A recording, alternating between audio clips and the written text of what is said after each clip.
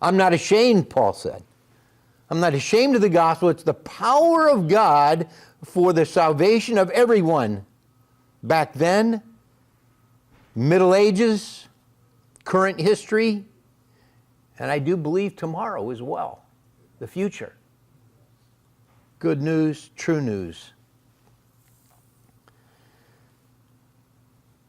The cynic cries out, there is no God, nor salvation. And Paul asserts and is unashamed to say it. No, actually, he is there, and we have hope. And I think that's the boldest thing that a Christian can say. And I know that when we do that, we draw a target on ourselves, but it needs to be said. Interesting, and some of you have been a part of, we've had a study that we started here on Tuesday, Explore God. You can see one of the posters over there, and it's addressing again some of these big questions that everybody has. Is there a God? Does he care? What about this guilt and shame that have carried him? Why is there evil, and what's in the future? There is a hope.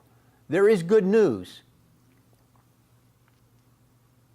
It's the gospel. Look at verse 17, the next verse. It says, for in the gospel the righteousness from God is revealed. You know what? What took place was verifiable. You can go back. There was no chance that this was fake news.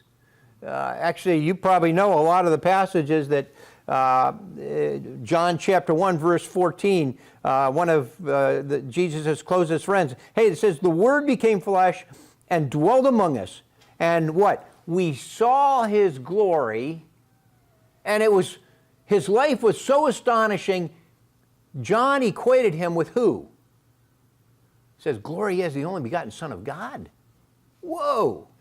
Nobody has ever lived the way this person lived. Nobody ever did this thing, the thing that this man has done, healing, giving sight to the blind, and those that were handicapped being able to stand and walk and leap and praise. Nobody's ever done these kind of things before.